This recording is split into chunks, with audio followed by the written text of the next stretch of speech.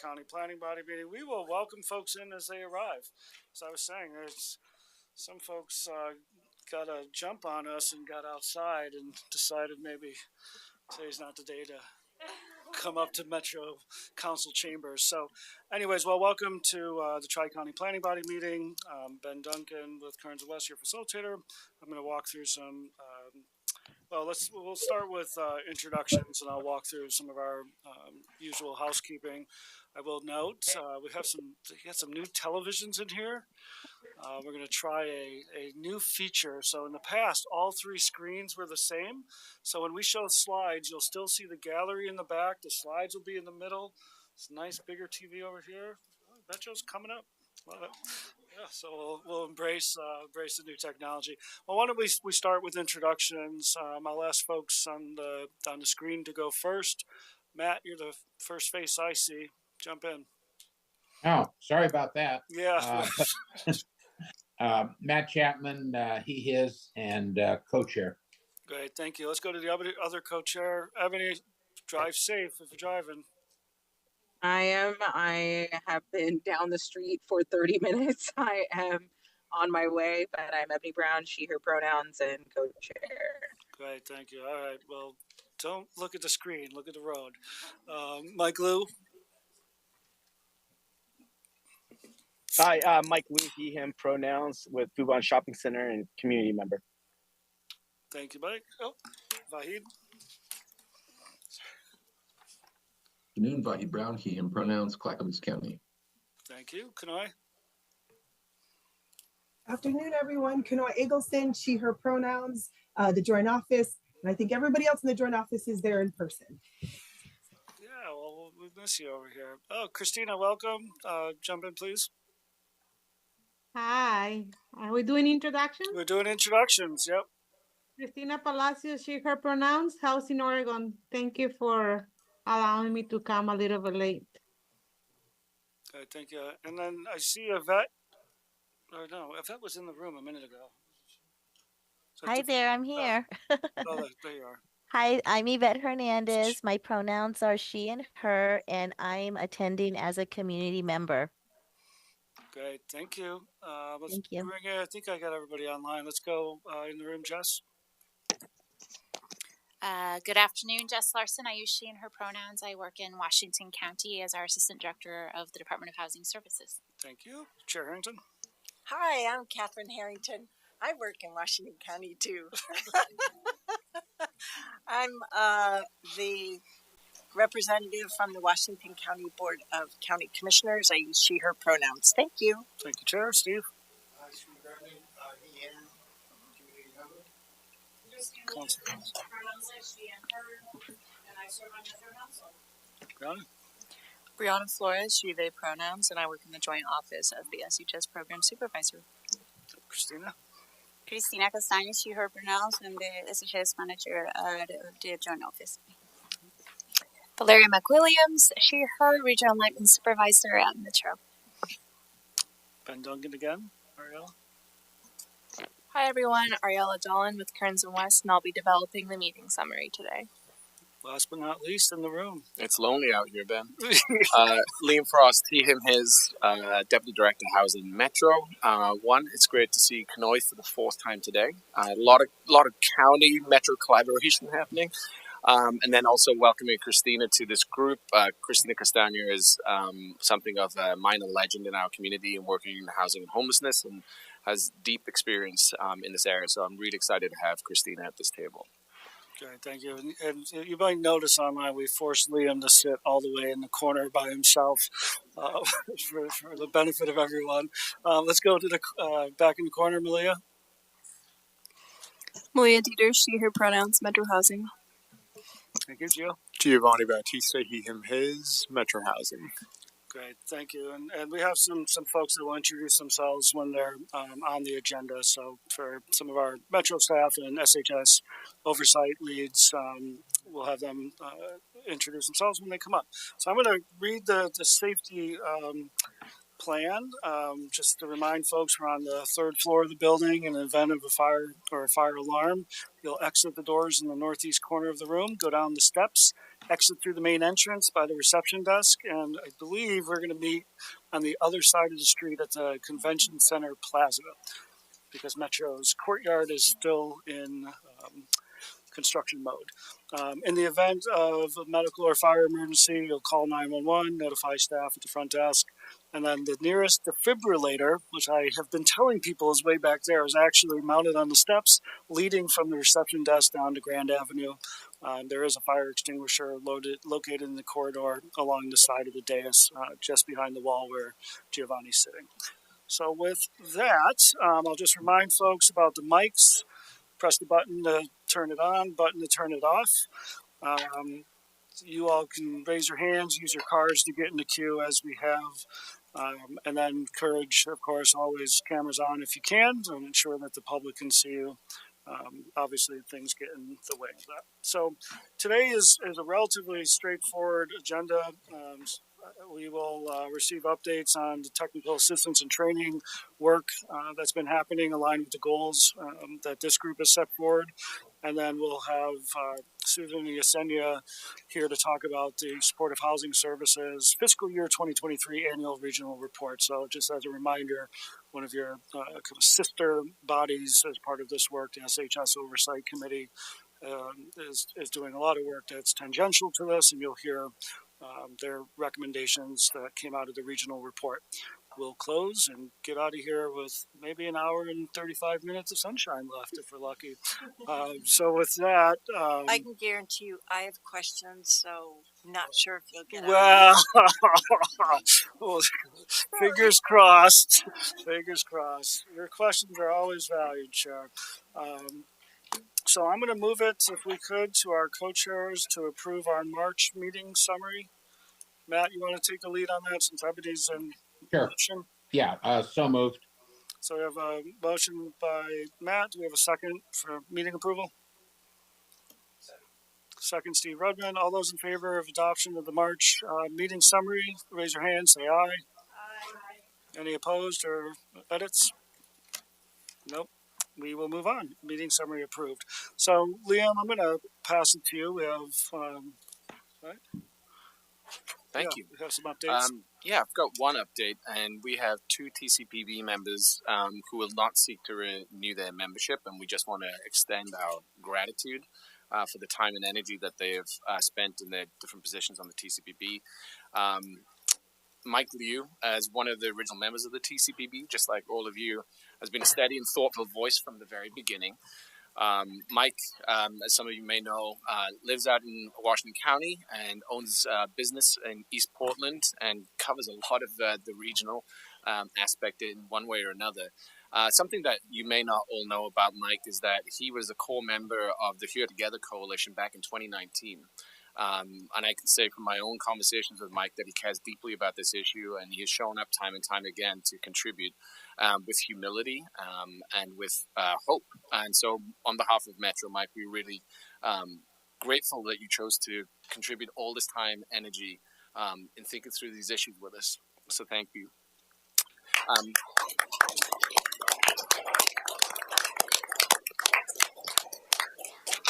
Matt Chapman, I wish you were here. I might even give you a hug in person if you were. Matt has been a vigorous and energetic contributor to the Tri-County Planning Body from the get-go as a co-chair with Ebony Brown.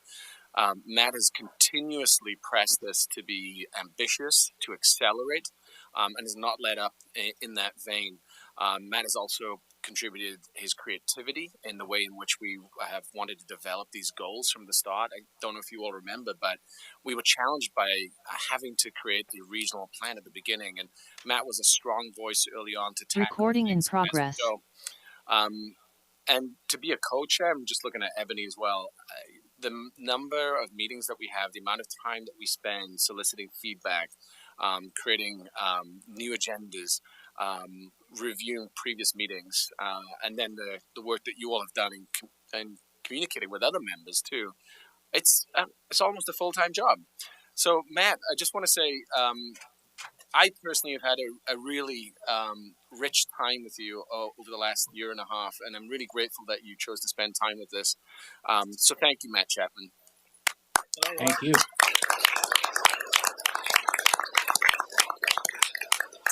Well, thank you, Liam, with some kind words. Matt and Mike, I'd love to give you all an opportunity if you'd like to create some space to reflect back on your time. Matt, start with you.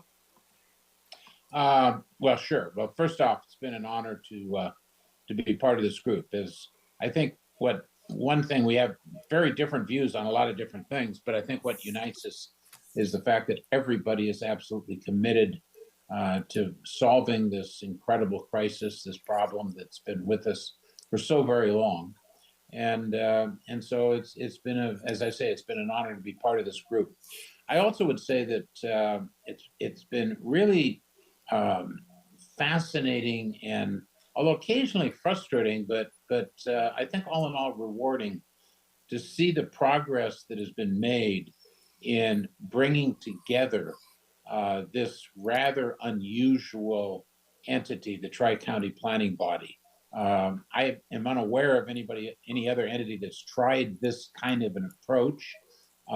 It's very creative, and I think that while it took us a while to get going, and all of that, which I guess is understandable, we have to recognize that we are building foundations and issues that have not been really, they just haven't been there before. A lot of this structure is being built, if not from scratch, pretty close. And we now move to an era in which we have hopefully sufficient funding to do the things that are critically important to do. I think TCPB has a very important role in that. I commend Liam and Patricia and Valeria in particular for their leadership, which I think has been wonderful. And I will miss working with everyone, but it is time for me to move on. And so I thank you very much. Yeah, thank you, Matt. Appreciate that reflection. Mike, did you want to offer anything? Yeah, I want to also say thank you and echo a lot of what Matt ended up saying. It's been an honor to be a part of the TCPB, and I've learned a ton throughout this process. As you guys know, this isn't my day job, and hearing all the different perspectives and seeing all the viewpoints has really helped me shape my opinion on the subject and what it's really going to take to kind of get us all where we need to go. I'm thankful to Metro for selecting me and putting me on this committee, and with some of my time constraints, it just got to be a little overwhelming for me to continue going on. But I wish everyone the best of luck, and I will be tracking this from afar. We've made really good progress up to this point, and I just am excited to see this continue on, especially with the foundational pieces that have started, and how we're going to be building off of this is it's going to be great. Thank you. Okay, well, thank you both. You certainly will be missed, and it's been a privilege to share the space with each of you. So thanks for your contributions and your leadership. We have a couple folks that, Chair Harrington, please. I just wanted to say to Matt and Michael, it won't be the same for me. Matt, I've never worked on a committee where we've put together a regional plan, but we're doing it iteratively. So while it took a little bit of effort to define the regional goals, I'm totally identify with them and committed to complete and reach those goals. And I thank you for that. And I'm going to have to figure out if I can really fully operationalize the iterative process without your guidance. So, unknown territory. And Michael, thank you so much. I got to meet you as part of constructing the SHS proposal. And I have always appreciated the level of time and energy that you as a business person have put into this. And I greatly appreciate that, and not quite sure how we're going to find someone with the level of passion, commitment, and business experience and network that you have. So thank you very much. Excellent. Thank you, Thank you, Chair. Before we move on, we had a couple folks join us since we did introductions. Nicole, you want to say hello? Hi everyone, Nicole Larson, she, her. I am a city liaison for Imago Dei Community and a licensed clinical social worker. Awesome, thank you. And Allie?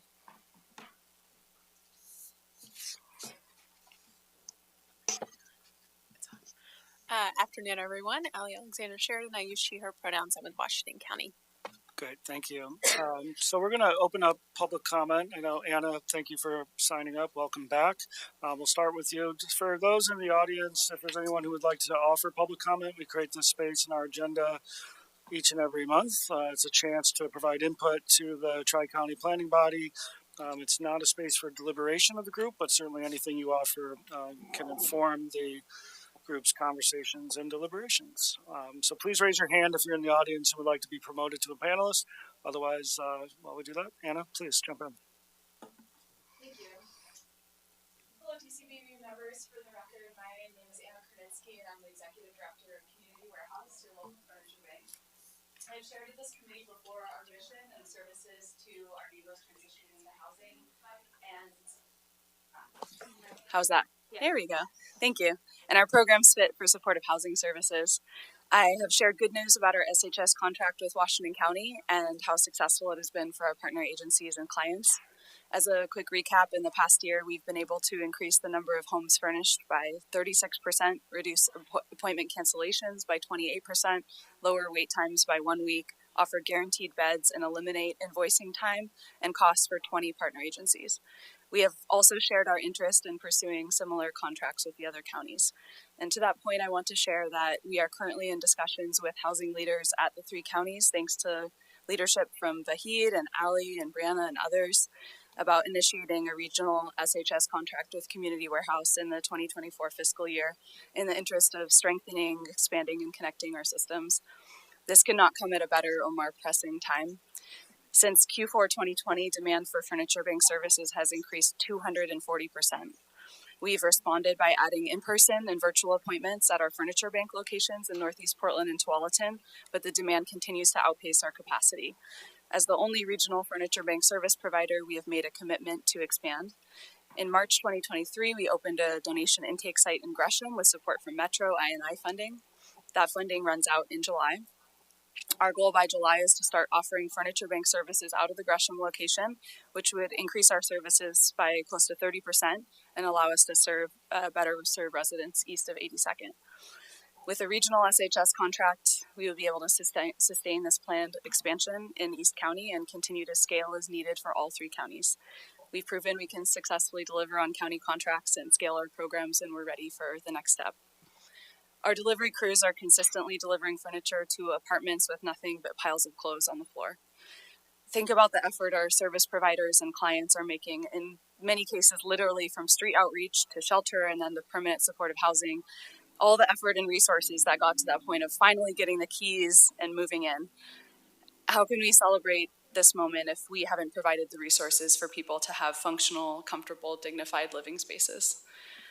We know that people are more successful in furnished homes, and the sooner folks can get furniture when they access housing, the sooner they feel stable at home and are able to provide for themselves and their family's needs, which is truly something we can all celebrate. We look forward to further discussion with the counties to initiate a regional SHS contract in 2024, and we hope you will support this regional collaboration. Thank you.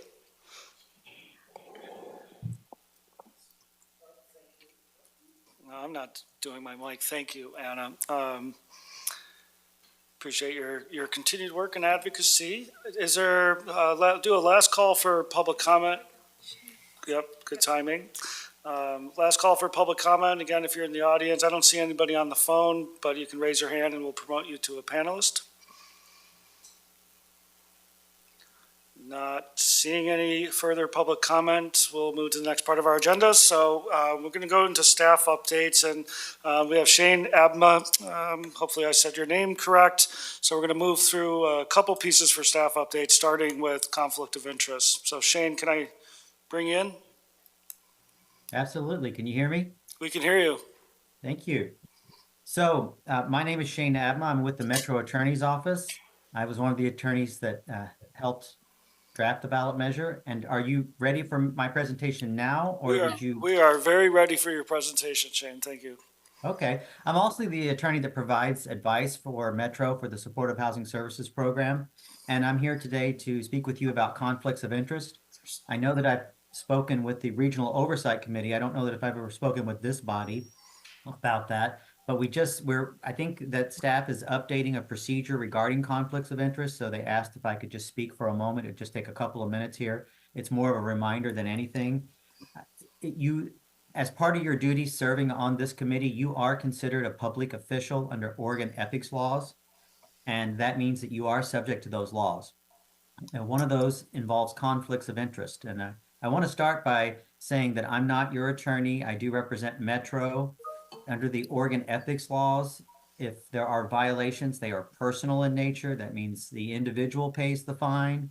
The attorney for the government cannot defend you. We don't indemnify you. So I'm not trying to say that as something to be scared about, but just to recognize that this is an important issue. And so what I'm going to talk about is declaring conflict of interest.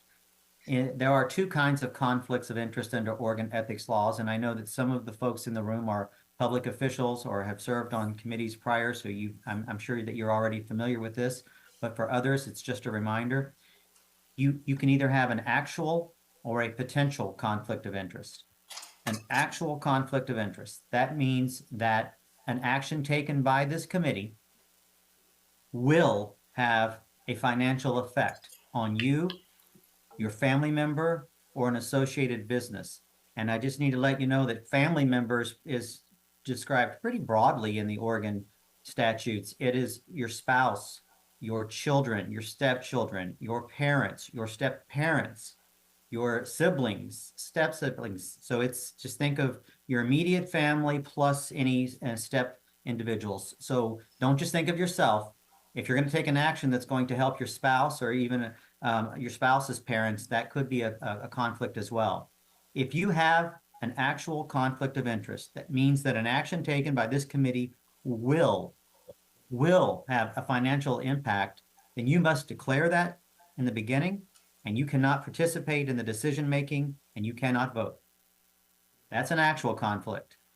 If you have what's called a potential conflict of interest, and it's the same deal, you, your family, an associated business. If it's potential, that means that an action taken by this committee might cause a financial benefit or detriment, but we don't know for sure. If that's the case, you still need to declare it, but you can participate and vote. So the differences in the potential and actual is whether it will create a financial benefit or detriment versus it might. In either case, you need to declare those at the beginning, as before the item is discussed. And I do sometimes get questions saying, well, I serve on a board, and so am I conflicted out from serving on this entire committee? No, you're not. The conflict of interest rules are situational, so they apply to the topic at hand. That means no one is conflicted out from serving completely. It's just whether an item is on the agenda. And with that, this wasn't intended to be some, in-depth discussion on conflicts of interest under Oregon's ethics laws. I'm happy to send out more information if the committee requires it. This was more of just a reminder that staff had asked me to come forth and just remind you. And I think maybe Valeria or someone is going to discuss is it a paper they now need to declare or sign? I'm not sure what the procedural change is, but I think that was my role, is just to kind of give you a gentle reminder.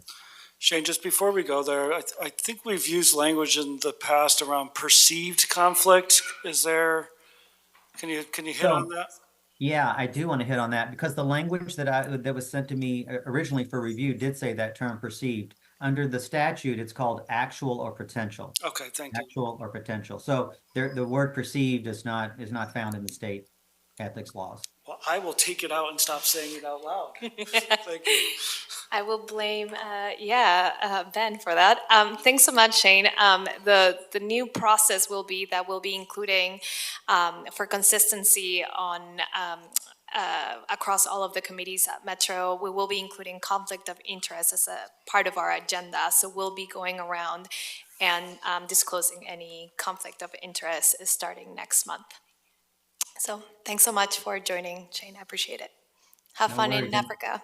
No, thank you. And before I leave, just any high-level questions? I'm happy. Oh, yeah. Yeah, thank you. Great. Thank you. Have a great afternoon. I'm going to go enjoy that sunshine now. Yeah, thanks for putting that in the room. We're already feeling it, Shane. See you. Thanks, Shane. Flora?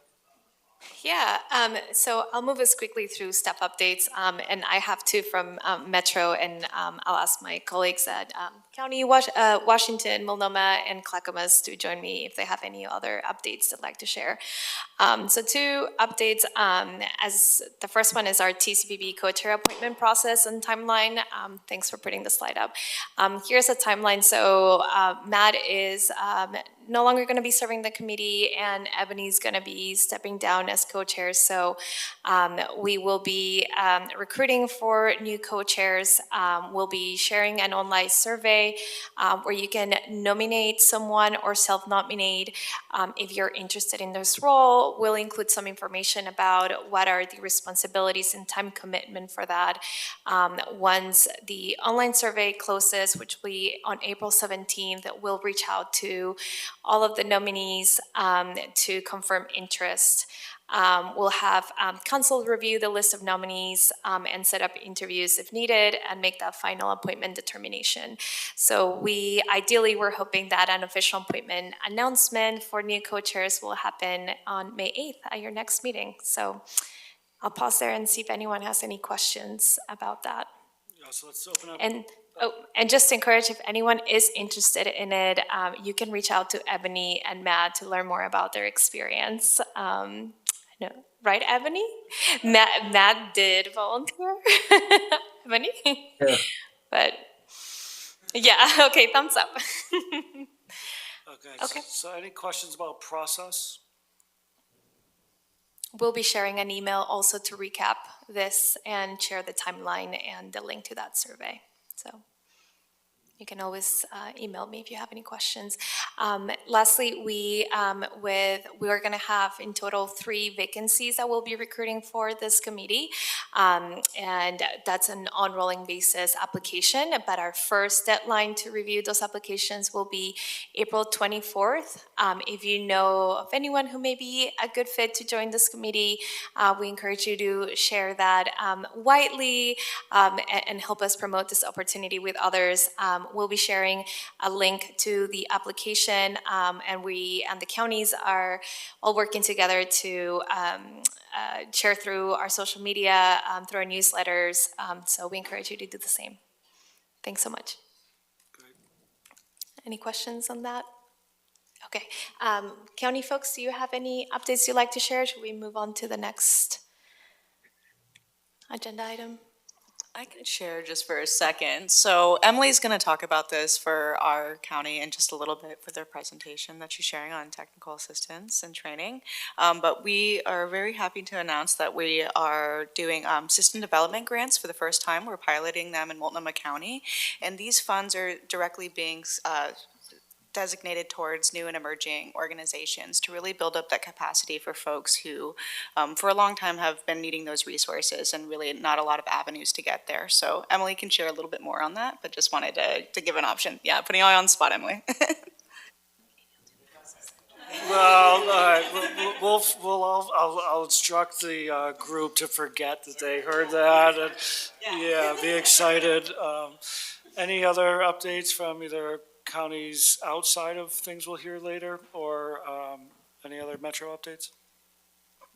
Okay, well, let's bring Cole, Ash, at least to start. Emily, you want to? Wait, are you moving on to technical assistance? Yes, we're going to move on. Can I ask some questions about what was in the packet? Sure. Related to which, to the technical assistance piece? No. Or previous stuff? No. Okay, jump in. So I appreciate the various materials that were put in the packet. And I also like how each packet has the TCPB adopted goals and the status report. But I find myself needing a little bit more assistance as a committee member. So I appreciated that the packet included the final version of the landlord recruitment document that we adopted and approved.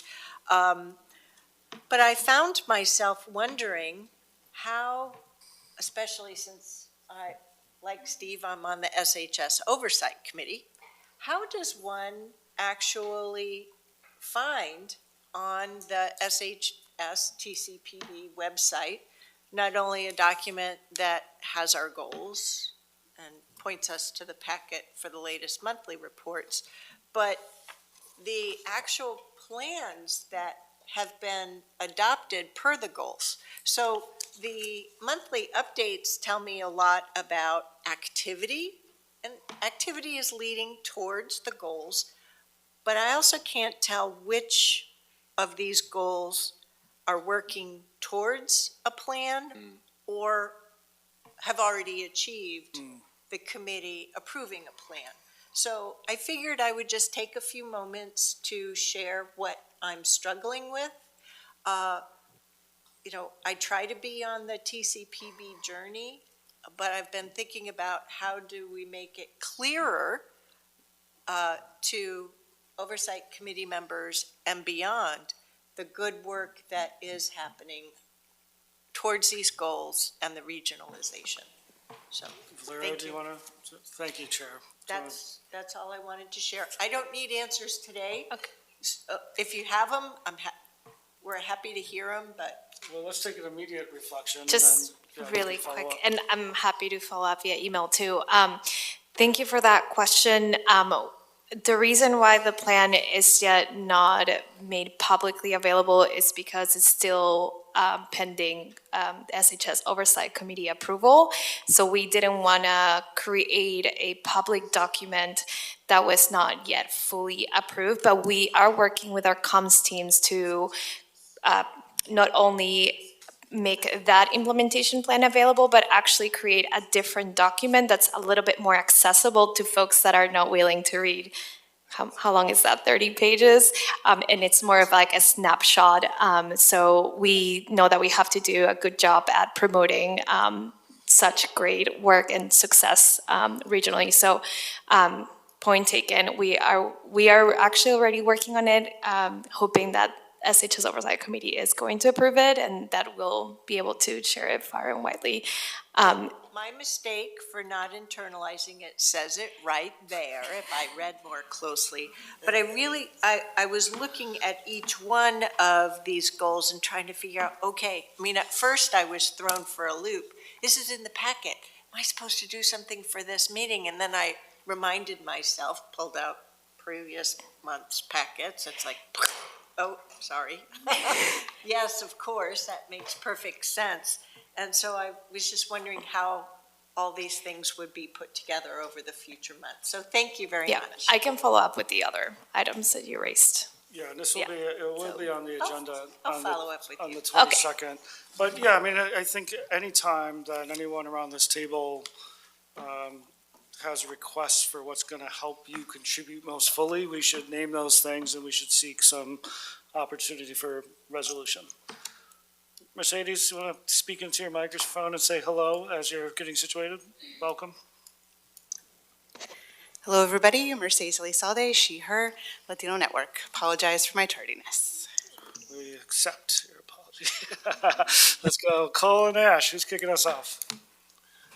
Actually, I think Liam is. Yeah, I think I'm going to kick it off and then hand it over to you all. All right, I'm just as excited as Brianna about this next agenda item. This is an update on 2 of the 6 goals that you all approved. Technical assistance and training. They are separate goals, but they are very connected. And we, Metro and the counties, believe that it would be beneficial to share updates on both with you today. I'm particularly excited because in some senses, these 2 goals and the way that we are approaching them are different or is different than the other goals, in that the other goals we've contracted with consultants to do some landscaping work with us, come back with some findings and so on and so forth. You're familiar with that by now, I know. But with technical assistance and training, the 3 counties are already up and running in many different ways and are either trying new innovative ways to advance technical assistance and training, or have really institutionalized some of that work already. And it's been pretty amazing to see. But in other cases, the counties have talked to Metro and asked, is there additional capacity for you to take on some of this work? For example, you're going to hear about a regional request for qualifications. I remember that, right? Ash is going to be presenting on that later. We also were requested by Metro Council, specifically Councilor Lewis and Councilor Wong, a couple of years ago to provide some of this work directly throughout the region. You're going to hear an update today on the team that we have yet to launch. We feel like we've launched it, but we're still in the recruitment process.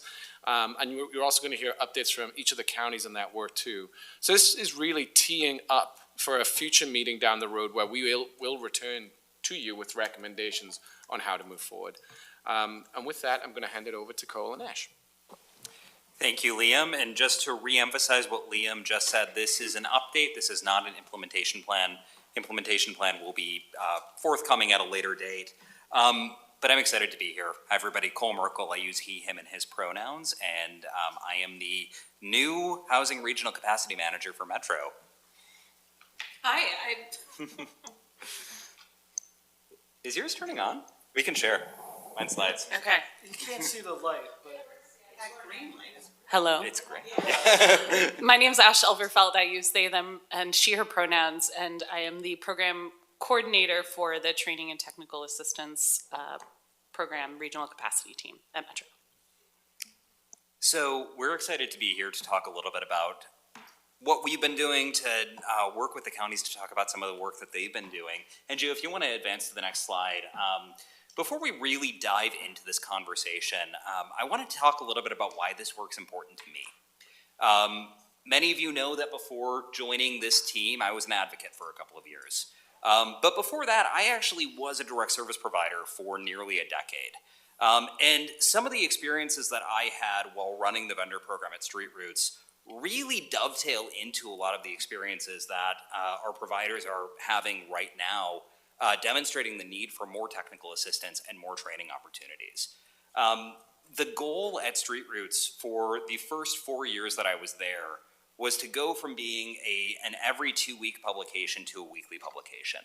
And the idea behind that was we will be able to get the vendors, the folks that we're serving, more money if we do that. And so the strategic plan for becoming a weekly newspaper is very focused on needing more money for journalists, needing more money for freelancers, needing more office space for your editorial team. And in that strategic plan, we didn't really consider what it would actually mean for the growth of the vendor program. And so within about 4 months of publishing and launching that weekly publication, we nearly doubled the number of folks that we were serving. And that brought in a lot of new questions, very practical ones like, do we have enough budget to buy more sugar and more toilet paper because we're going through more of that, to the very real, okay, we have folks who have more acute needs, who have more acute behavioral health issues. How do we make sure that all of our volunteers are trained to be able to respond to crisis? Beyond that, how do we make sure that this kind of ad hoc volunteer program that we've been running for the last decade or so really can scale up? How do we build in the HR protocols and support for a growing organization? Those are all things that we are now contemplating and getting technical assistance consultants to share for our region's providers. And we'll talk about that in just a minute with the regional RFQ. But I want to tie that back by saying that every agency that's providing homeless services in this region ran a marathon through COVID. Anna said it well, 240% increase in demand for services for the Furniture Bank. That is happening across the region. They have all had to exponentially increase the clients that they're serving, and with Metro and SHS funds, exponentially increase the amount of money they're getting to do it. We're asking them to quadruple their staffs, exponentially increase the number of clients that they're serving, all without sacrificing their organizational culture. That requires ongoing support, and that's why I'm really excited about this. The Regional Technical Assistance and Training Program, doing this regionally, is going to help ensure that our providers, no matter where they are in the region, what county, no matter how large or small they are, no matter if they are culturally specific or mainstream, get the support that they need to scale and deliver their services at a higher level. And ultimately, this will result in better services for people, more efficient systems, and the maximum impact for SHS funding. Gio, if you could move to the next slide, we'll dive in. First, I want to talk really briefly about the definitions that we're working with. You all have seen various definitions for technical assistance, capacity building, training. These two definitions for the technical assistance and capacity building side of things, we worked with our county partners on for the regional RFQU. Training, I just want to note, is about workforce development and ensuring that our agencies and anybody who wants to work with those agencies has access to the skills that understand the fundamental principles of working with folks experiencing homelessness, whether that's trauma-informed care, racial equity and cultural humility, crisis intervention, mental health first aid, and more. And as I transition to this next section, where the counties are going to share a little bit of the work that they've been doing to provide TA and training to date, I really want to appreciate the work that's gone in on behalf of the counties in the last couple of years. SHS implementation has been a sprint since the day voters passed it in 2020. And the counties have stepped up in really amazing ways to support the providers with the points and technical assistance and training services that they needed. The conversations that we're now having are a direct result about how, of the work that the counties have done to date. And so those are turning into conversations about how we can regionalize and streamline this work moving forward. So I want to appreciate that great work that's been done, and I look forward to hearing from my county partners. And joint office, I believe you're up first. Emily, is that you? Yep. Gio, next slide, please. Yeah, have a seat. Hit the button until the green light comes on. People online. Okay, can you hear me? Okay. Hi, my name is Emily Nelson. I use she and her pronouns. I'm the equity manager of the Joint Office of Homeless Services. So our main takeaway for this slide really is that SHS absolutely has increased our capacity and infrastructure for technical assistance. The work was already happening with contract managers and providing support for our providers, but with SHS we've been able to add more contract managers as well as an equity engagement coordinator, which has increased our capacity to provide technical assistance. We've been able to give more pointed one-on-one support through solicitations with a priority on our culturally specific organizations. And we've now built on existing efforts to offer office hours for providers that are navigating notice of funding availability processes. We have also been able to provide funding specifically for technical assistance and organizational capacity building efforts. One example of this is the recently launched Systems Development Grants pilot, which we're super excited about, where we've invited 28 new and emerging culturally specific providers to apply for grants to fund TA or capacity building in order to increase their reach or capacity for the services that they are currently providing, with the overall goal of increasing the culturally specific and culturally responsive capacity of our system of care. Next slide, please. Oops, I gotta advance mine too. So SHS has also enabled us to be proactive in connecting providers to training and to enhance the training opportunities available with a focus on trainings that will support culturally responsive service delivery. So prior to SHS, we did require that all of our providers engage with our assertive engagement training initiative, and we've really been able to increase our training FTE with SHS, so we've dedicated additional FTE for the Assertive Engagement Training Initiative. Just for some context, in Q2 of this fiscal year, the Assertive Engagement Training Program certified 135 new practitioners, 98% of whom stated that assertive engagement was relevant to their personal and professional growth. And the Assertive Engagement team has been working really hard on and is about to launch some video modules that will be self-guided and self-paced, which will also expand access to assertive engagement for our providers. We also have a training coordinator who's focused on delivering and connecting providers to equity-based trainings. They coordinate a monthly calendar of equity-based trainings. They have provided over 35 trainings to over 300 people in the past 8 months. And they also support an emerging and growing provider trainer cohort where providers are sharing best practices and trainings with one another. And finally, we were able to add a domestic and sexual violence program specialist who's providing technical assistance to domestic violence providers, as well as technical assistance and training for organizations who are looking to improve their policies and procedures to better serve survivors across the continuum. Wait, time out. Did I really hear that correctly? You certified 135 new practitioners. Correct, in quarter 2. Wow. We're only in year 3, people. This is great. And all the other results that you talked about too, but 135 is a lot, so thank you. It's a good training too. I took it when I was a frontline worker. Yeah. Okay. Thanks, Emily. I think, Allie, I think you're up next. Thanks, Emily. Great, thank you. So I'm bringing you all the Washington County updates on training, technical assistance, and capacity building. So I wanted to start with a level set of Washington County pre-SHS and what our training and technical assistance looked like. So prior to the SHS measure, Washington County had between $5 and $7 million annually to support homeless services. You'll see that we had 12 case managers and outreach workers in 2021 prior to SHS coming online. And now, as we are headed into our 4th program year in 2023, we had over 140 outreach workers and case managers in our system.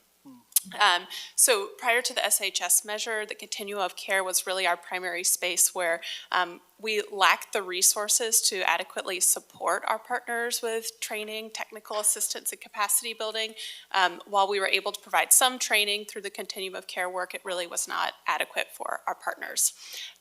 Next slide, please. So a little bit about what we've been doing since the launch of SHS. I think I've brought this group an update on our technical assistance and capacity building grant work previously, but I'll touch on it again here today. So Washington County has invested in 19 of our community-based partners with technical assistance and capacity building grants. The first part of that is working with our partners to fund technical assistance grants where they hire consultants to do a comprehensive organizational assessment to identify capacity building projects and needs within their organization. And then part 2 of that is our partners come back to us and request up to $200,000 per organization to launch those capacity building initiatives.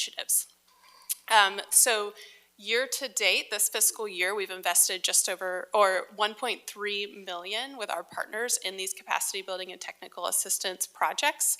And that includes, like I said, 19 total partners and over 70% of our culturally specific partners. We also, as we head into quarter 4 of year 3, we're launching a comprehensive equity training, and this is really aimed at increasing culturally responsive service provision across our continuum with our partners.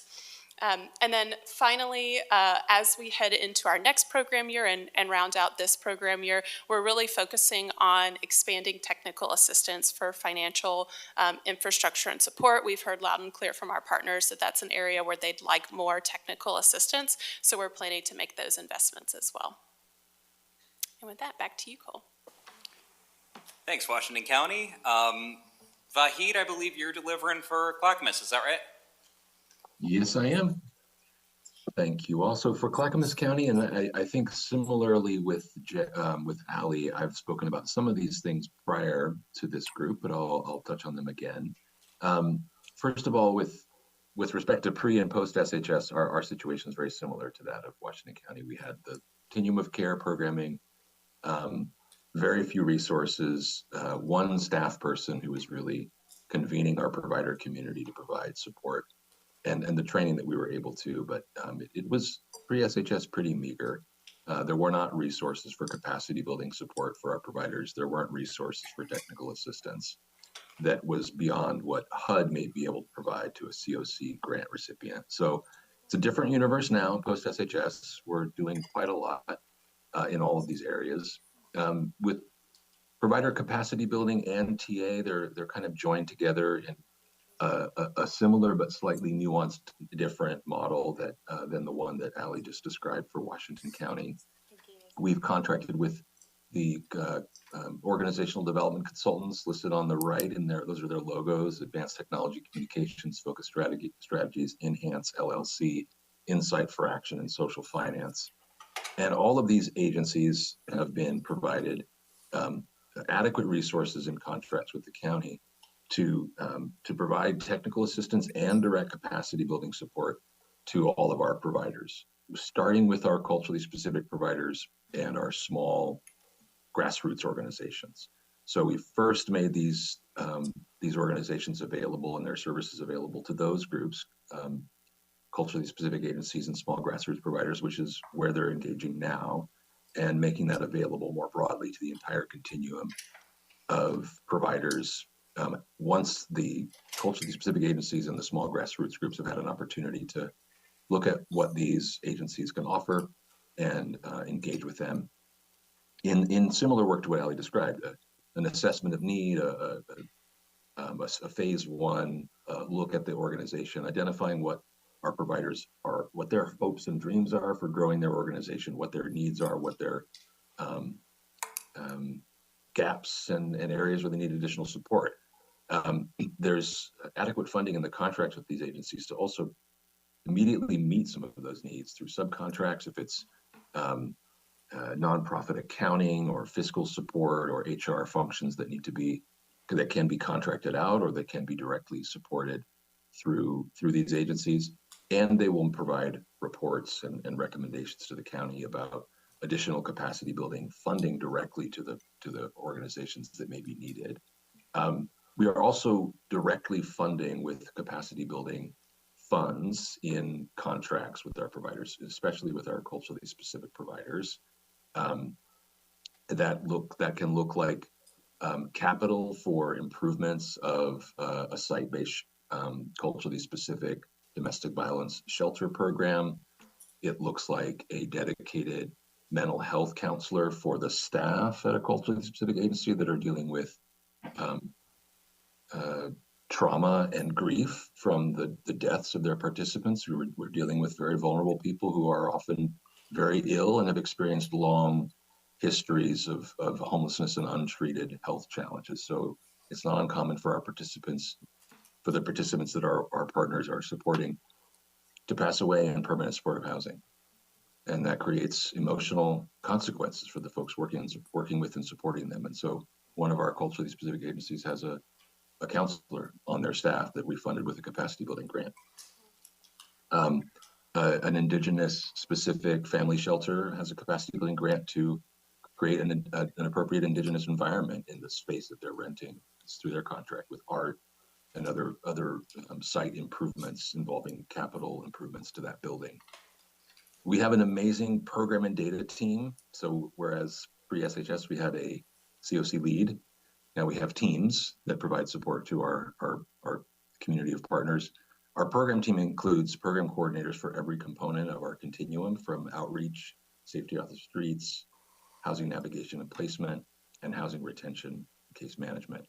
And each of these coordinators are subject matter experts. They all have deep experience in their areas, whether that's outreach, shelter, navigation, et cetera.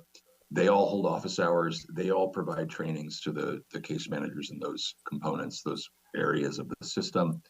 Our supervisors and managers hold regular office hours and monthly meetings for all supervisory and management staff across all of our contract providers to check in, problem solve. Our data team provides ongoing training and support to all of our providers in HMIS and other things. Our coordinated entry team holds this amazing regular housing first aid training. It's a half day or full day training. It includes like simulations and role playing with our providers and their case managers, with someone playing kind of the role of a participant, of someone experiencing homelessness. And let's walk through that. Let's walk through the entire journey of connecting with that person. What are the kinds of creative problem solving we would do when we first encounter them? What does that conversation look like? What are the resources available on that in that first conversation and in the subsequent conversation. So we developed resource guides to support those kinds of problem-solving steps, making it real and providing real-world scenarios for our provider staff, some of whom are new and maybe green, to not just know and be familiar with what the work looks like, but where the resources can be found to support that work. And so we have resource guides and program manuals that our program team and coordinated entry team provide. Speaking of coordinated entry, a ton of improvements in terms of capacity building and technical assistance there. We have a couple of consultants providing technical assistance to us in improving our coordinated entry system. We worked with the Coalition of Communities of Color on improving our coordinated entry system and how folks move through the system, and we're implementing their recommendations. That's how we're doing that, and what we're doing specifically is outlined in our 22-23 annual report in Appendix B. But we have a couple of consultants working with us now, including in preparing our coordinated entry system to be adequately prepared for the Medicaid 1115 waiver, because there's a lot of things that we need to do on the coordinated entry side to make best use of those resources and the system coordination that we need there. So there are other things going on, but those are the kind of the updates of some of the work that's happening in Clackamas County in this area. Thanks, Vahid, and thank you, county partners. For this next section, we're going to talk about one of the big things that we've done to coordinate together and kind of launch this work moving forward. I'm going to turn it over to Ash, but before doing so, I just want to share a little bit about Ash. They've been with Metro's housing department for 4 years. They're absolutely phenomenal. And before that, we're working at NEA in the development department. So Ash's connection to services and to providers runs very deep. And I just want to appreciate the work that Ash did before I started working with the counties to help us get this technical assistance request for qualifications up and running. This is the first time that Metro and the counties have partnered on a region-wide procurement. And what that means is that once we've got this pool finalized, we'll be able to either collectively or individually, Metro and the counties, put out RFPs for technical assistance consultants. It's quite exciting, actually. And with that, I'm going to turn it over to Ash to walk you through some of the pieces. Thanks, Cole. Another thing I want to mention is not only is it Metro's first time collaborating with the counties on a request for qualifications, my understanding is Metro hasn't done a request for qualifications in partnership with other jurisdictions before. So it's been a real learning process internally as well. I want to thank the counties, specifically Ali Alexander Sheridan, Jesse Adams, who may be virtual, Brianna Flores, Sidneva Bennett, who may be virtual as well, and Jamie Stark at Clackamas County for all the support throughout this process. It's really been collaborative, and we've been meeting almost weekly to get this off the floor and to the point where we're nearly at the evaluation stage. So if you've read the RFQ, you'll see that there are some specific examples of the types of services we're qualifying for. And I think actually we need to move to the next slide. Thank you. We heard the needs from providers in a number of different areas, including feedback that came through the counties, the Tri-County Planning Body, and other sources as well, which informed this list that we have here in front of you. For example, with human resources, we're seeking expertise in developing policy, procedure and compliance, documentation, payroll, taxes and personnel. For housing and homeless services best practices, we're looking for expertise that can design, develop, and support housing first or permanent supportive housing programs, as well as those who are versed in compliance with fair housing regulation and more. For communications, we're looking for experts who can provide translation services or can help develop marketing materials, support storytelling efforts, social media, earned media, and more. And our goal as regional partners was to keep the definitions broad enough so we could qualify a really diverse pool of applicants for this RFQU who can help providers with their unique needs today and in coming years. Next slide, please. So again, we are seeking to create a diverse pool of qualified providers. Some might call it, it's referenced as building the bench, creating a pool or a consultant bench to apply to future requests for proposals or other solicitation processes. That'll happen with the counties or Metro and our nonprofit service providers. Next slide, please. Going into this process, we knew that there were many culturally specific providers in the region who were already providing peer-to-peer technical assistance without necessarily having a contract for it.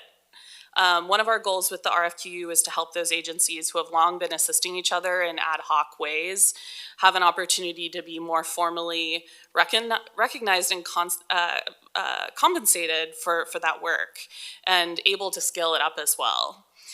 The goal with this RFQU was to be inclusive, and we really want to also shout out Suneva Bennett at Multnomah County and the Joint Office of Homeless Services, who helped us reframe a few of our questions in the RFQU to increase access for our culturally specific partners. Next slide, please. So for the purpose of the RFQU, this is how we defined a culturally specific provider.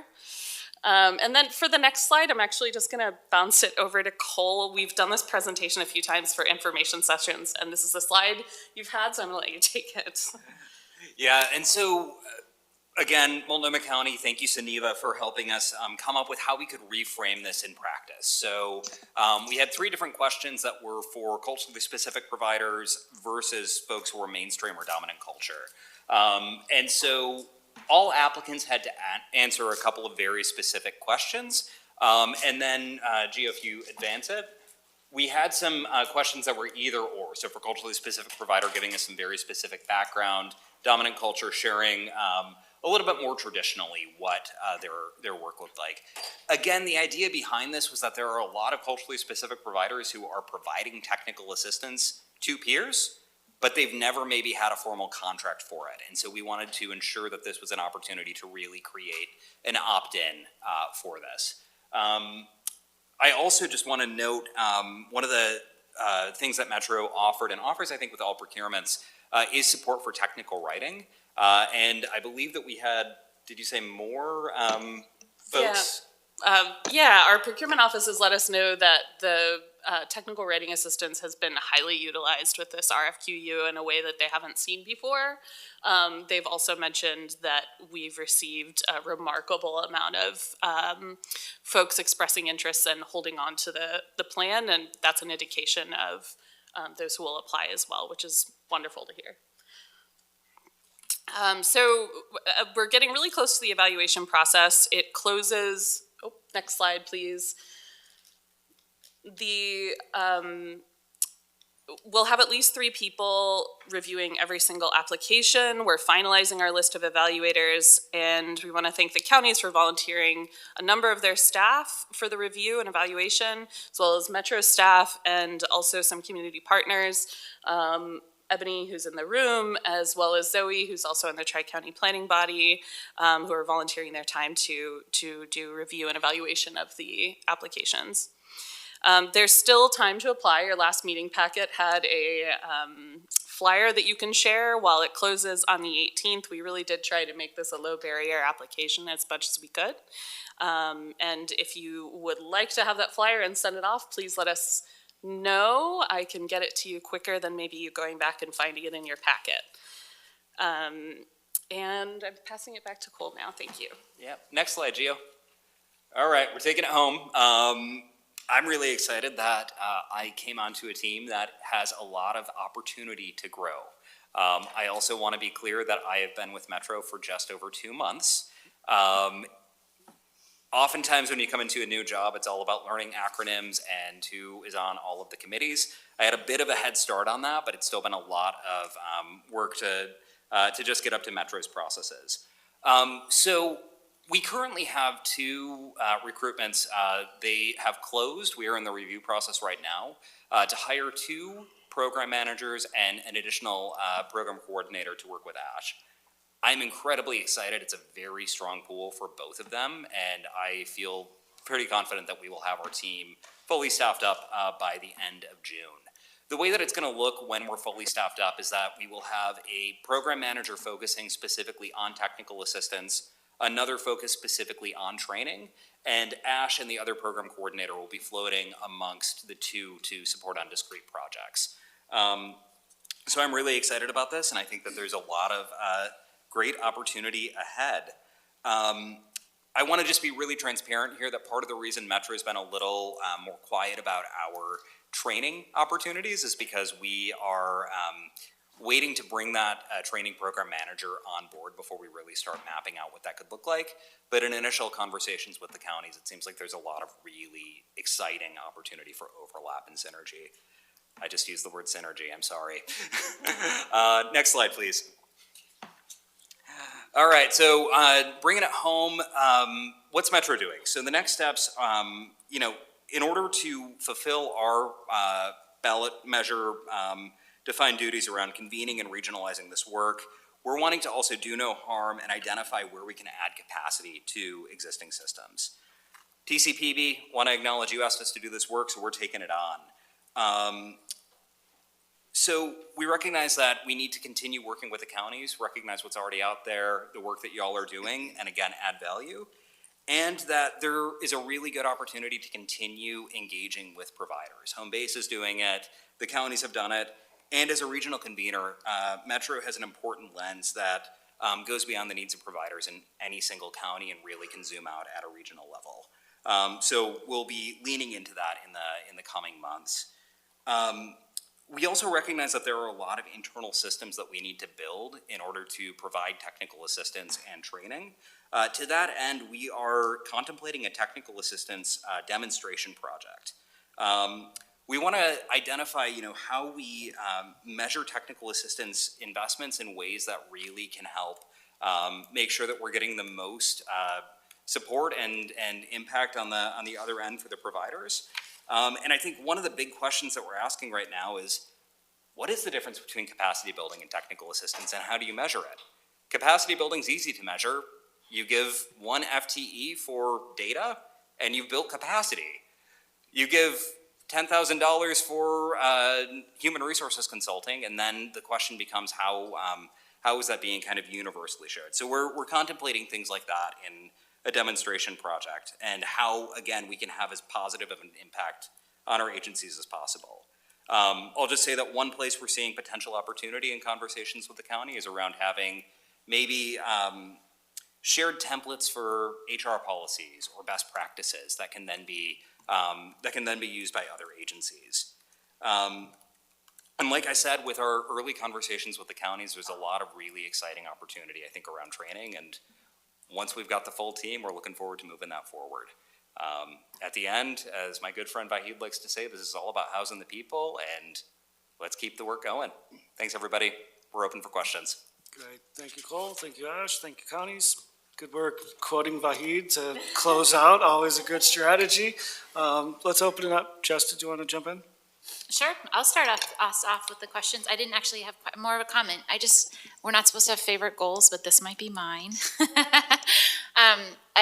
Both elements that you've presented on today and all of the great county work that's happening just represent so much needed capacity in our Washington County work, and I'm sure that is true in the other two counties' work. So we're really excited to see both parts come along. I just wanted to provide like a little example for everyone. The RFPQU can sound really complex and technical, but we've been using in Washington County the joint offices procurement for technical consultants that was conducted, I think, 3 or 4 years ago, right before SHS launched. And we've been able to leverage a lot of that capacity, which basically is government efficiency in action. It allows for smoother procurement processes that saves time and saves efforts by both government staff and the applicants making those, applying for those contracting opportunities. So we've been super grateful, and that technical consultant list was really limited to just program consulting for homeless services programming. And as you saw the list that Ash shared, there's so much broader opportunity for us to leverage regional alignment, consistency, and efficiency. So super excited to tap into this new pool of eligible consultants. One thing we often have to do is run an RFP for unit inspectors to get units ready to go on the market, and we'll hopefully have a list of ready to go unit inspectors. It's just a huge gain for us. And then also similarly, the opportunity to train those 144 new caseworkers. And those caseworkers, you know, these are entry-level jobs, and they're often turning out over, and we're training and retraining folks all year long. And so to be able to build like this training institute that's regionally consistent, that builds upon the capacity that we're lacking in Washington County is just going to be game changing. So really excited for this work, and just want to give kudos all around the room to the many colleagues who've been working on it so far. That's great. Thanks, Jess. Steve?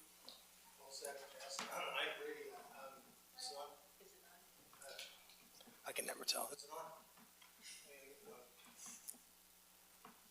There. Thank you. Teamwork. Thank you. I mean, this is a great example of why the SHS program is like, you know, earth-shattering, frankly. I mean, this whole sector, we've been starved, scarcity, never been enough money to really think about what's really needed to do the job well. Now SHS is providing resources, and the works the counties have already been doing, and now Metro is doing. It's tremendous that we could actually develop a system that could be built upon. You think about, you know, first of all, people who are poor, people who are homeless, they don't know jurisdictional boundaries, people move. And number two, service providers could work in more than one place. Trainers can do the same thing. I think it's really terrific. I think that it's something that can build upon itself, and we can really think about efficiencies and really think about what makes sense, not to reinvent the wheel. I think it was also important for us, and I was going to reach out to Nicole, I will do this, particularly for the training side. There's one sector that's not been involved yet, which I think is absolutely essential if we're going to deal with housing people, permanent supportive housing. It's property managers. Mm-hmm. And there's to me, we can develop a discipline in this region about what does it mean to really be supportive housing property managers. Places like Central City Concern, they kind of know a lot about this already. But there's a lot of places, a lot of things we can do to kind of almost build occupations, if you will, because we're going to need to do this over time. And so that's the kind of thing where I think training technical assistants, and frankly, to think a little broader than just the sectors that were directly involved, but without a really effective property management system, people are going to fail. So, but I think it's a great start. Thank you. Thank you, Steve. Mercedes? Agreed. Thank you so much for the updates. One thing I just kind of want to, I think, really highlight and appreciate was Washington County's example of providing the technical assistance and then that unlocking the capacity building that connects to the results of that. So I heard you, Cole, saying we're not sure how we're doing that. I would love to know more about how they're doing that, and especially like the degree of provider success that comes with, because I do think, as you just said, if you pay $10,000 for an HR consultant and they tell you you need a better payroll system and you need at least one more HR specialist, and you know you need to update your job descriptions, and that's going to cost you probably about X number of dollars over X number of months, and that organization's sitting there with this great report like, okay. Right, and so making that capacity building really connected to that, I think, is really great, and I'd love to continue to learn more because I think that it just sounds like a good, clean model to it. I am wondering if, and maybe if any of the counties can share, if any of this kind of technical assistance or capacity building has also looked at how to support organizations and how to work with your county partner. So I'm thinking of one very specific example that I've heard a couple of times where, and we talked about it a little bit, I think if you don't have a federal negotiated rate for your admin, you get the de minimis, which is going up to 15%, everybody. It's a start. But if you're trying to ask for more than the de minimis and your organization doesn't have one of those, you have to request it. And I've definitely heard people being told, well, send us an accounting worksheet. And then the accounting staff says, what would you like in the accounting worksheet? Just send us what you've got. do you have a template or an example? Nope, just send us what you have, right? And so that to me is a mismatch in a capacity situation with the organization understanding what the county partner wants or needs to make that analysis. And so like those are some of the, it's just one example. I think contract negotiation is another, rebudgeting is another. So I'm wondering, is anyone currently doing anything like that where you're actually kind of helping to coach organizations how to be equal to you at a negotiating table? Is that part of any of the capacity building or technical assistance so far? So it might be a two-part question. I don't know who's the one to answer, but it's, does it exist? And then does the RFQU have enough flexibility in any of those bullet point categories to align with what Mercedes is asking? I think to the latter, like there are a lot of things in the RFQU to help with best practices, financial stability, HR. So I think that there is flexibility on ensuring that agencies have that level of support and ability. As far as whether or not it's being done yet, I would look to the counties. I'm not sure. Allie? I don't have a card to flip up, but yeah, happy to speak to that. So one of the last sort of coming up bullet points on the slide was financial technical assistance to our partners because of exactly what you're discussing. So we've recently qualified a bench of technical financial consultants in 4 areas. So the financial monitoring is one, and then policy and procedure development is another. And then overall financial evaluation, because we've heard exactly that from our partners, which is we don't have a NICRA, or we're not sure how to develop an indirect cost allocation plan, and we need technical assistance to do that. So that's on the list for us. We haven't gotten to it yet, but as we're looking to program year 4, that's at the top of our list. Zach? Yeah, and then I don't know, Multnomah County or Clackamas, if they're currently doing it, if they wanted to share. No, that's great, good to know. Christina? Did it work? Is it? Okay. So with the technical assistance process that we've done with Multnomah County and the joint office, we had the opportunity of hire a group of FTEs or workers that are actively engaging with the organizations. We really want to prioritize the organizations that are providing culturally inclusive services or that are able to provide culturally inclusive services, and ensuring that they have the ability beyond negotiation to be able to write these grants and access it and participate in an equitable way. I obviously don't try to throw shade on anything or anyone, but we all know that usually these processes go or are mostly gained by the organizations that have historically applied for these grants and processes, and we want to uplift the process that is happening with the small organizations or resurfacing organizations that have been created recently. I think in the operational level, we've been able to lift the support that we are providing them in terms of being able to provide financial support for them. I'm not sure where we're at, if there are more details there that you know of their team, Emily. Yeah, I can just add that the system capacity grants, or the system development grants that Christina's talking about, and then also a similar allocation that we did at the end of fiscal year 23 that wasn't a granting project, because this is a pilot granting project, but we, like, our list of like eligible expenses for those allocations looks very similar to the RFQ list we just saw up here, right? So it's very flexible on purpose for providers to be able to say, this is actually what we need capacity building in, and finance practices and those kinds of things were one of the categories that were eligible. Some of our fiscal year 23 allocations, providers did choose to spend it on financial practices and some consulting in that capacity, and then we don't have all the applications for the grant project yet, so we're not sure what it'll look like this year.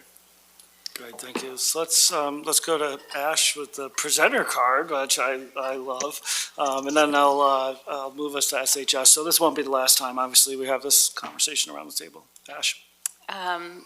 Yeah, I'm very crafty. That's something some people know about me, and so I'm just trying to exhibit it here. We also, in the RFQU, we have one of the categories that we're qualifying folks under is contract consultation for nonprofits and fiscal management. And part of that is in direct response to that feedback that we've heard from folks here and our partners, both doing both the nonprofits and the counties. Great, thank you. Well, appreciate Cole, Ash, county partners. Thanks for the questions. Let's keep our agenda going. So I think Susan and Yesenia, come on up. I will say the uniqueness of the U in the RFQ. U. I love it. Like, do it. We were all wondering, what the heck's that U? I guess that's how you spell qualifications. So appreciate that. What does it mean? What's the U again? It just comes after the Q. It's just part of qualifications. Oh, I see. Q. RFQ. Q. Yesenia, Susan, pleasure to have you. So we're going to move into our final agenda item on the SHS Annual Regional Report. Pleasure to have you here. So are you going to kick us off, Yesenia? Great. Thank you. I can. You got to make it green. There you go. Is it working now? Thank you. I got a thumbs up. Good evening, everyone. My name is Yesenia Delgado. I use she and her pronouns, and I'm the SHS manager here at Metro. I'm excited to be here today and kick us off. We are presenting today, as we pull up the slides, the second annual regional report that covers SHS implementations for the period of July 2022 through July 2023, so the second full year of SHS. As you all know, voters in Metro approved a historic measure designed to establish a regional homeless service system of care by working in partnership with Clackamas, Washington, and Multnomah County.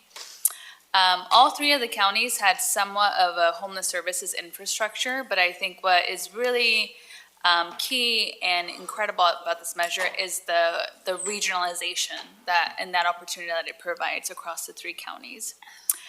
One of the requirements via the SHS work plan and intergovernmental agreements is that each of the counties will submit to Metro and the Supportive Housing Services Oversight Committee an annual report by October 31st of each year. And this annual report provides an overview of their programming for that fiscal year, opportunities, challenges, an equity analysis. So just a further deeper dive into the work that they did that year and successes and challenges.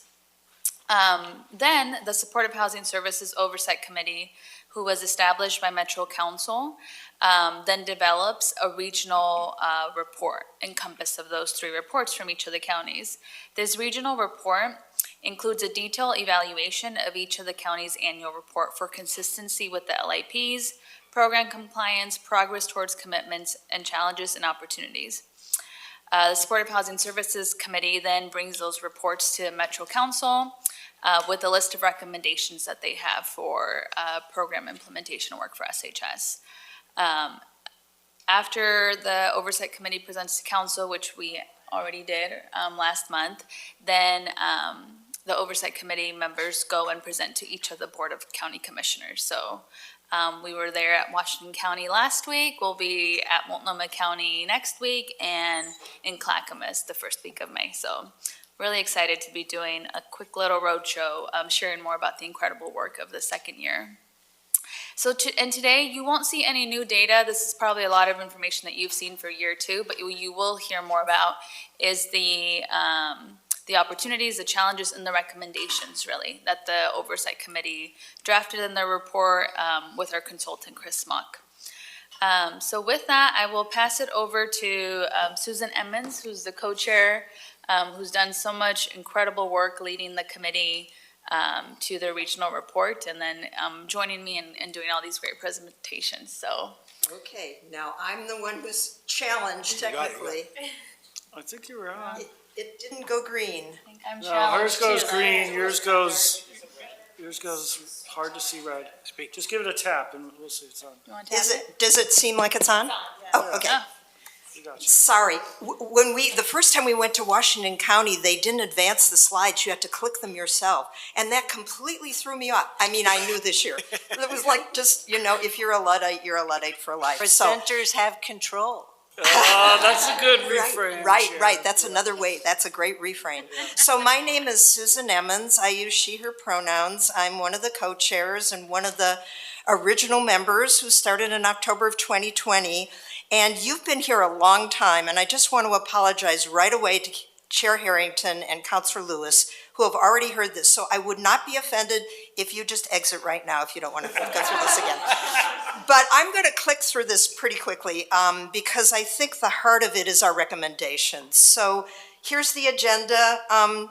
You can look at it very briefly, but we're just going to do an overview, second year progress, and our Regional Oversight Committee recommendations. So next slide. When Liam was driving me to Washington County a week ago, he asked me if I was feeling hopeful. And I said I was, and I hope by the end of this you'll understand why I still feel very hopeful about the work. And I also wanted to just use a quote. Everybody who knows me that I love quotes. There's St. Andrew's Catholic Church in Northeast Portland does a Martin Luther King honoring every January. It's very moving. I go to it every year. And they honor a local member and then a local organization or someone in the community who they think emulates the values of Martin Luther King. And I think what's as moving as that is the people who are members of the church who introduce it.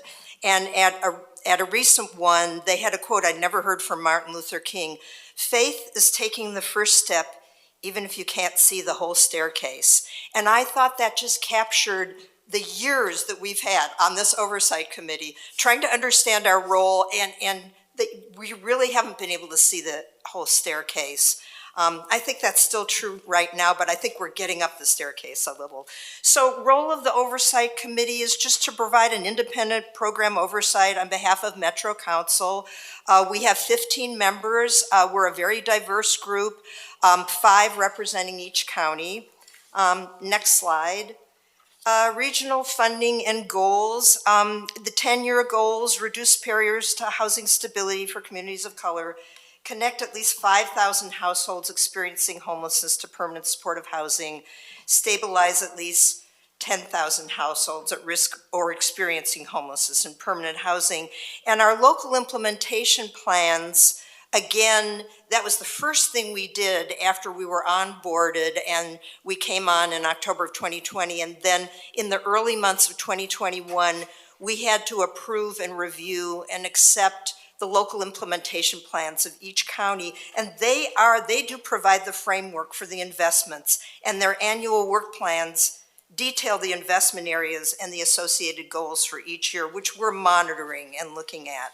So next slide, the FY23 regional performance goals, just reminding you all that the goals were developed in accordance with the LIPs and with considerable community engagement. Overall, met or exceeded the goals, except for rapid rehousing. Counties are building infrastructure, and they are now on track in year 3.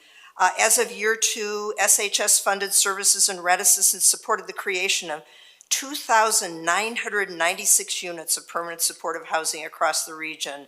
And once these units are fully leased up, they will represent 60% of SHS's fund's 10-year goal of connecting 5,000 households experiencing prolonged homelessness with permanent housing, and almost 2,800 households served through eviction prevention in year 2, more than 9,200 in year 1. So, again, fantastic results. Next slide is on revenue collection and distribution. In FY 22-23, Metro's tax revenue totaled $347.3 million. This exceeded the FY 22-23 budget by $122.3 million. And the increase is due to spillover from the tax year 2021 and widespread income growth coming out of the pandemic, which was also seen at the state and national level. Next slide is on spending. Spending in year 2 was significantly higher than the prior year as programs continued to ramp up. Overall, year 2 spending was $152.7 million, 2.6 times higher than year 1. In the next slide, just give some figures on carryover. All the counties had more carryover in year 2 than in year 1, which was expected due to the estimated 4 to 5 year program ramp-up period. Spend down plans specific to carryover funds were provided by the counties as part of their FY 23-24 budget submission. And then the plans included funding reserves, one-time investments, and increases in scalable programming. And next slide, key highlights of FY 23. Again, progress toward 10-year goals. Almost 3,000 of the 5,000 PSH goals has been met. Nonprofit and community-based organizations are the backbone of SHS implementation. I mean, clearly this work is not going to work. We aren't going to be successful without them. In the second year, 10,528 people were placed or stabilized in permanent housing. And again, what I've tried to say as we've gone out on these reports is I worked at Northwest Pilot Project from 1985 to 2016 when I retired. And it was unheard of that we were sending people to Clackamas County or Washington County for services. Just the opposite.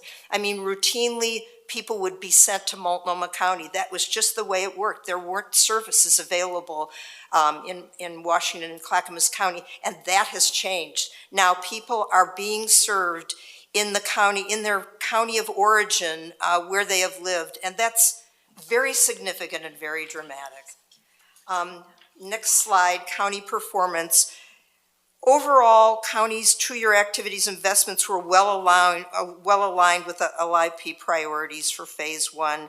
Counties made significant progress in their 2-year work plan goals. They exceeded regional goals for homeless prevention and shelter beds, achieved more than 80% of the regional goals for supportive housing units and placements. And just go to the next slide. So this next slide is on challenges, and I think people are pretty aware of what the challenges are, and I'm not going to spend a lot of time on this slide because in our recommendations, we address these challenges. So if we go to the next slide, this is where we get into the recommendations. And again, we went through a very deliberate and arduous process to get to our recommendations.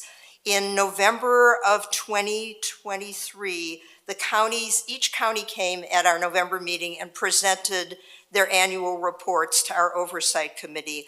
And then at our December meeting, we discussed what we wanted the overall approach to be in thinking about this annual report for the second year. What was the tone that we wanted to take? And then we had 2 meetings in January and 2 meetings in February. And what we did with those meetings is we had a private consultant again this year, the very magnificent Chris Smock, who did a first draft of the second year annual report that we could respond to. She met individually with some of our more communicative overall oversight committee members to get their input and have it reflected in the edit. And she just did magnificent work. And then we worked through what we wanted the recommendations to be. Again, they're multi-year recommendations, so we looked at all of our recommendations for year 1 and say, do we want to stick with these? Do we want to bring up new recommendations? Do we want to emphasize anything differently? And so these are recommendations to Metro. Metro staff are currently working on project managing these recommendations, and we'll come back to our oversight committee on a quarterly basis and to council with an update on response and how we're doing on the recommendations. So next slide, again, just to remind people that these recommendations are multi-year bodies of work. So when we did our annual report last year, we knew they weren't going to be accomplished immediately. We knew this was ongoing work, and integrated into county work plans, and so ongoing. So next slide, to get to the first recommendation. This was a recommendation we had last year, and we've held on to it. And again, this is about regional communication and engagement, creating a robust regional communication strategy. I didn't bring it today, but when we were in Washington County last week, I held up the cover of the Sunday Oregonian for March 31st. I was thrilled. I don't get the Oregonian, but I went out and bought it because there was and if you haven't seen it, I'll be happy to get it to you, but a wonderful cover story went onto the inside, individual stories, what is happening in Washington County. I mean, we should have this for every county, and we should have it regionally. So we know that there's fantastic work being done, but it isn't visible to the community. And we hear this from our neighbors, our friends, our relatives, for those who are still working, our co-workers. It happens behind closed door when we're doing housing placement. And you know, what our friends and neighbors are seeing is there's, at least in Multnomah County where I live, they're seeing tents. And you know, I've said how they judge our work is driving around the community and what they see out the front door of their car.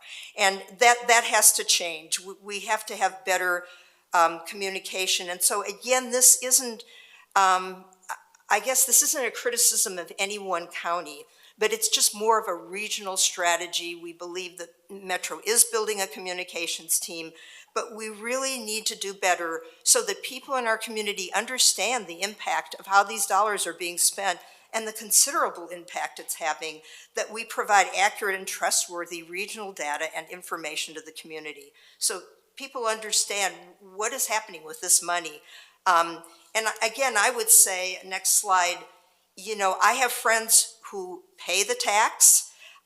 They have more money than they expected to have at this point in their life, and they don't regret that. They voted for it, but they're often stopping me in the neighborhood and saying, basically, what the hell is going on, Susan, with all these campers and tents? And, you know, I try to answer to the best of my ability. This next recommendation is, we have a number of these on financial and data transparency and accountability. And again, Metro taking the lead to work with the counties to develop tools, definitions, and methodologies for measuring and reporting on spending by populations A and B. And again, if you've read our annual report, you will see that it was felt that we didn't have good enough data to lift up population A and B. You know, in this second year report. And again, it was very helpful to me. Mike Savara, who works for the state and is a member of our oversight committee, said they were having the same problem at the state level.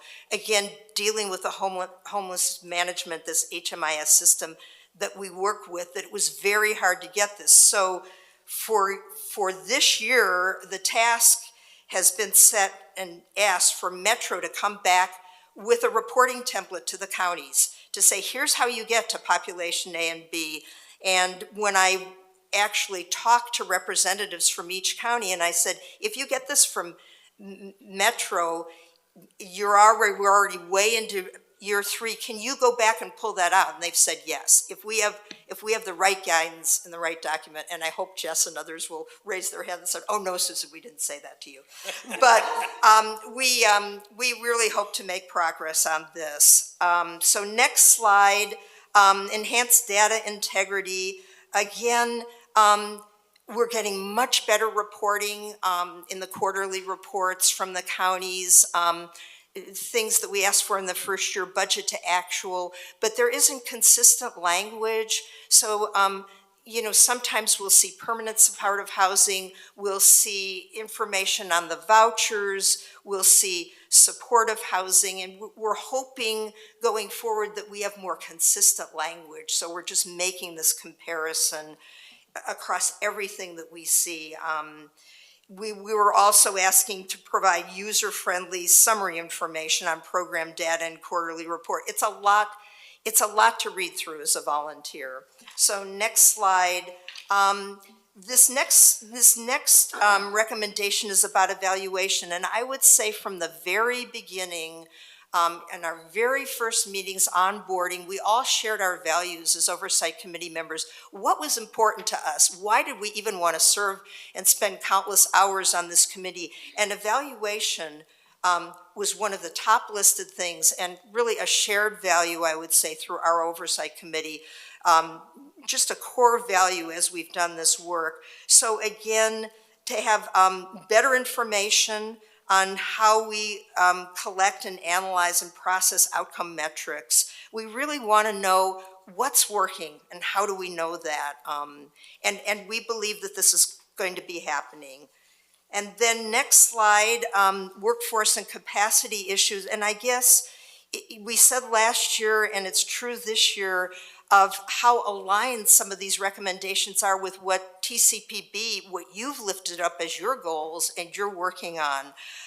So in this first slide, we're very interested in multi-year capacity building investments. Again, regional training and capacity building support for providers, which you've just heard about, and that seems like great progress. Regional strategies to support livable wages, additional supports for existing staff, mental health, well-being, to increase staff retention. So next slide, again, provide multi-year capacity building funding and Metro completing a feasibility assessment with the counties to determine how multi-year capacity building investments can be made, and working collaboratively with the counties on this, design a regional strategy to provide multi-year capacity building, and then report back to our oversight committee with funding requirements, expected outcomes. The next slide is on the issue of livable wages, and again, closely aligned with what you're working on at Tri-County Planning Board. And I just wanted to say I had the opportunity to sit in on some of the work group sessions that are going on right now, and I think you're going to hear about this at your June meeting, and I was really impressed with Homebase, the consultant that's leading this, but also I was just sitting there listening. I didn't want to say a word because they had just invited me to sit in, but agencies that are doing the work and how they're being involved and their input, and it is a complex issue, but I was really impressed with what's going on. So again, I think when you get your first glimpse at this, you're going to be impressed with how far they've come on this goal. And I would say, for me, of all the things you're working on, this should be right at the top of our list, because this is some of the hardest work that's done in this community, and it should be paid adequately. And when I hear from existing agencies that have spent years trying to upgrade salaries, that they have entry-level workers that are working a second job on the weekend to pay the rent if they don't have another income, if they're a single person. And that's heartbreaking to me. And I know there are agencies that have worked very hard to upgrade salaries. So I think that in our community, this is generally understood that we should be doing this. We have more money than we've ever had, and I hope we can crack the nut on this one. Next slide. Streamline county administrative practice, again, workforce and capacity issues. The beauty of these SHS funds, as Steve and I have said repeatedly, is unprecedented funding with unprecedented flexibility. They're local, they're meant to be flexible. And again, I think what we've heard from the counties, it's hard to redirect a ship when you're bound by procurement and contracting that have been in place for years, that may have been adopted by county boards before you. We understand that, but we really hope that we become more nimble and more streamlined and more flexible in how we contract and how we utilize these funds. Next slide has to do with program expansions, and again, it's something that you're working on, expanding access to health and behavioral health services, continuing to work to identify and implement regional strategies, to integrate health and behavioral health services into outreach, shelter, housing navigation, short-term housing, continue to provide regional oversight and coordination to strengthen system-level integration.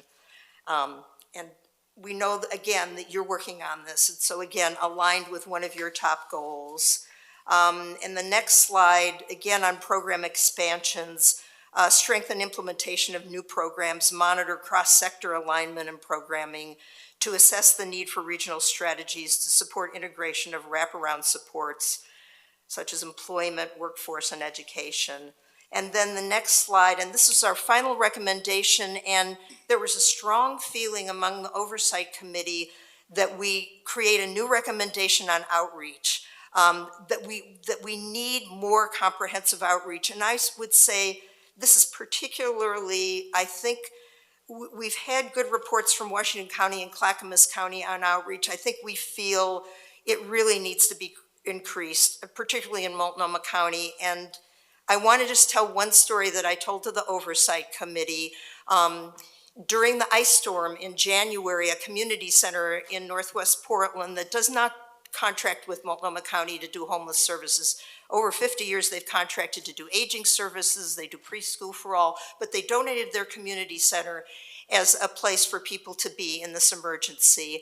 And Do Good Multnomah staffed it, and for 5 days and 5 nights, they had 200 people who'd been camping who were in their community center. And they said the sleeping bags poured in, the food, the clothing, toiletries, but never once in 5 days and 5 nights did an outreach worker come to that community center. And that was a real missed opportunity because all these people were going to go back out and camp.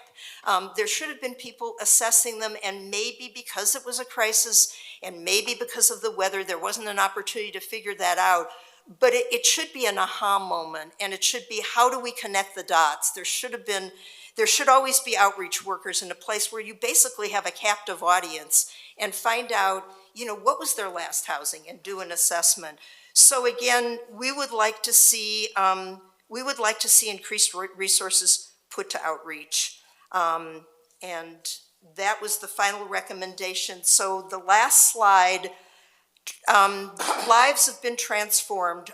There's no question about that. And I want to just tell one story. There are just so many stories. You can go to wonderful stories on the Metro website, but this is a story that I was told. A single mother with her child, and they had been living in a house with 4 families. There was one family on the lease of the house. They rented a room in the house. Everything was shared. It was very chaotic. There was one refrigerator, and the family that had the lease decided to move and gave very, very short notice to the other 3 families who were there.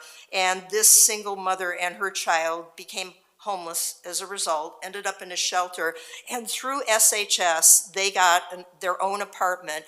And when I talked to her and said, her child has special needs, they moved into a different school system that had the capacity and wonderful programs to serve him. He's now 9, he's playing soccer, and I said to her, what was the most significant thing for you in transforming your life? And she said, when I look in the refrigerator, all the food is ours, and I've purchased it. And it's like, that seems so fundamental to me. Nobody had ever told me that. She said, when we come home, we can close the door, and we're the only ones there. And I don't have to listen to the fights, and I don't have to listen to the arguments, and I don't have to listen to all these other lives going on. We can invite anyone we want in to our house to be our guests, to share a meal with us, but we invite them in. It's our home. So one story, and again, I hope maybe just some of the remarks I've made have led you to understand why I still feel very hopeful. And again, we're on the staircase, we're on the ladder, we're building, building, building. And I think one of the things that's frustrating, and I don't know if this is just an American thing or whatever, but you've had this money, it's not all being spent. Well, yeah, we're in the 3rd year of a program that's never been done. Give them a chance to build the program, to get the resources, to build capacity. People are pretty impatient, and I wish everybody would just calm down. I wish I could tour them. I'd like to take them around and show them all the great work that's being done. And so all I can do is tell the individual stories, but I'm very proud to be here today, and I'm sorry there might not be a lot of time for questions, but I got through it as quickly as I could. Well, thank you, Susan.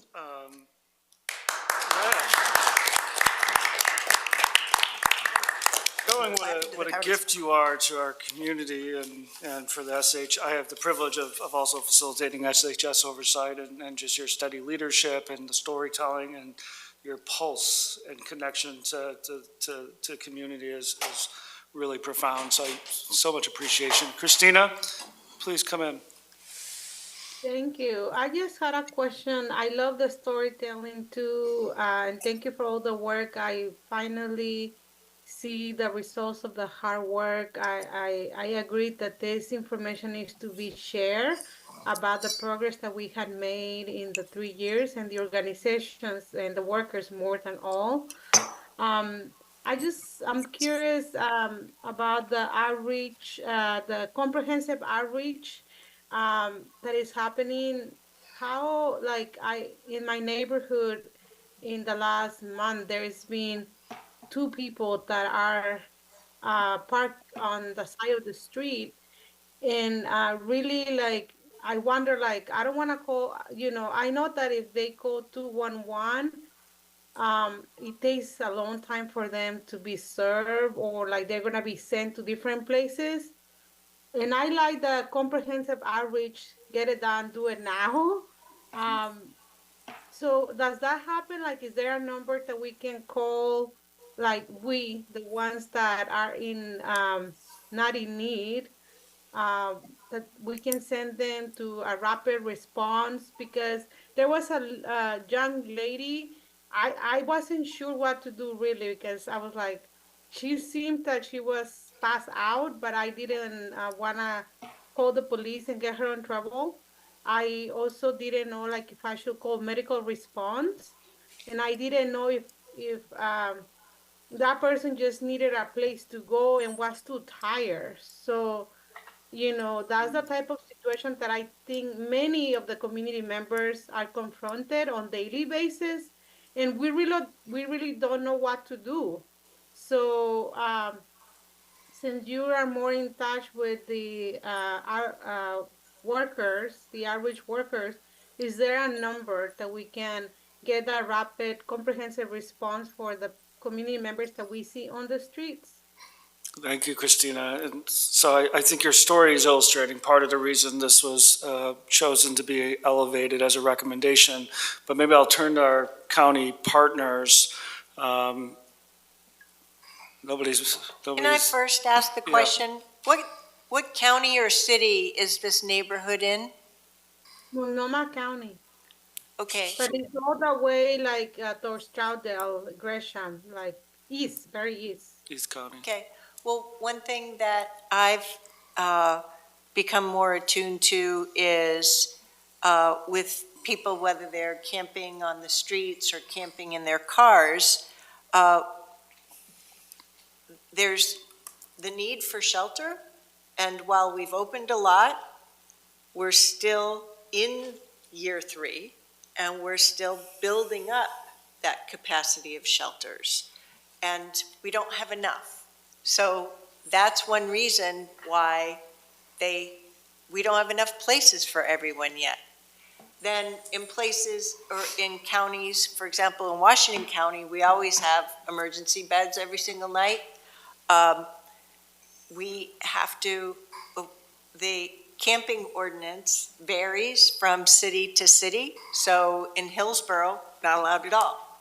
So, that's where the E-beds really play a role. So there are some variances across the region in terms of the very immediate response. I saw them yesterday. Why are they still there? When our neighbors ask. But overall, we're still building the capacity in the system. We don't have enough space to serve everyone, yet we're trying mightily to increase that shelter space, increase the services to help everyone succeed. Yeah, I appreciate that framing, Chair. And I think, Christina, if I heard your question also, is when folks are in potential crisis or in need of what you said, rapid response, outside of 211, 911, is there, like in this example, John, I'm looking at you, but, in Multnomah County, how would you advise, like, is there advice for someone like Christina who's like, I want to help this person, my options are limited, and I'm looking for a different resource? And if the answer is no, right, in the vision of building capacity and identifying that, that's fine. I think it's just there's a resource question on the table. Yes, so I wish I had like more of a straightforward answer for you, Christina, but I'm sorry. So it would be great to have like a central line for folks to call. Of course, there's complexities in it when we're talking about, where specifically is somebody being housed? Are they already connected to services? Like that might not be known from the person who's just seeing them on the outside. So when it comes to Multnomah County, I can speak to it a little bit, but of course there might be folks like more of that are working in a day-to-day who would have more information. But we see this as an opportunity for us to be able to tell the story and really grow what we're doing with outreach a little bit more. So we are working through a couple different things there to be able to expand what we're doing and understand specifically where we're reaching out to folks. So I don't have full details in front of me. It's been a long week, but we are piloting a pilot specifically related to outreach to really see where we're connecting with folks and be able to track that better. With outreach, it's notoriously hard to be able to track where exactly we're engaging with folks and who's being touched by that service at different points. And so we're really starting the work around how do we better make sure that we do that so folks aren't slipping through the cracks, and that might be happening.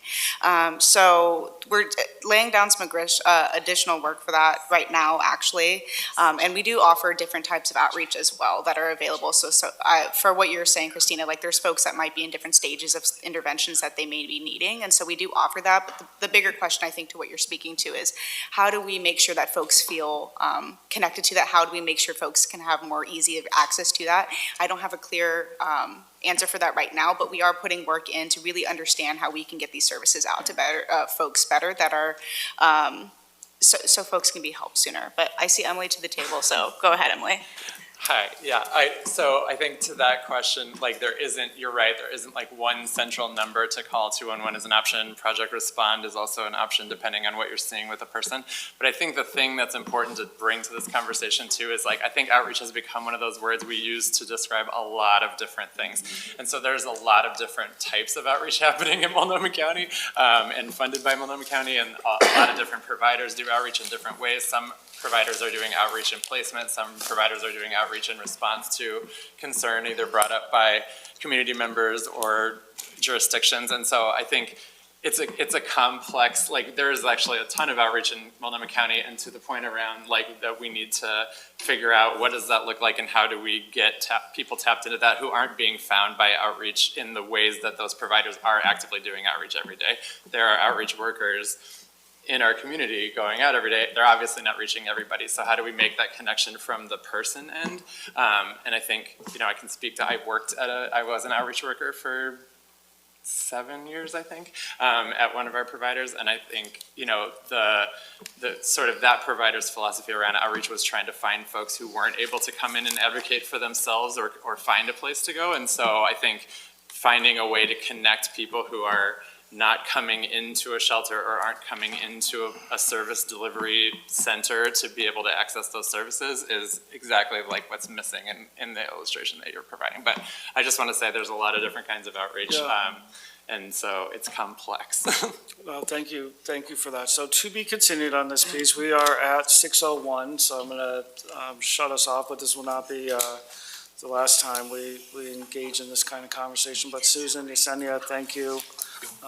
Appreciate everyone. It's 1 minute past our closing time, so let's close our meeting. I'd like to offer, if any committee member would like the 10-year timeline that I put together for myself to navigate when people throw out fiscal years. One page? It's just one page. I Steve will take the one pager. Okay. A happy color. Well, let's make sure we'll have a copy of this. We'll note it for the record that Chair Harrington passed out the 10-year timeline, and then we can share this with the committee. And I can send the PowerPoint slide to you for the packet. Yes, I did it myself. Thank you, everybody. That's great. Thank you.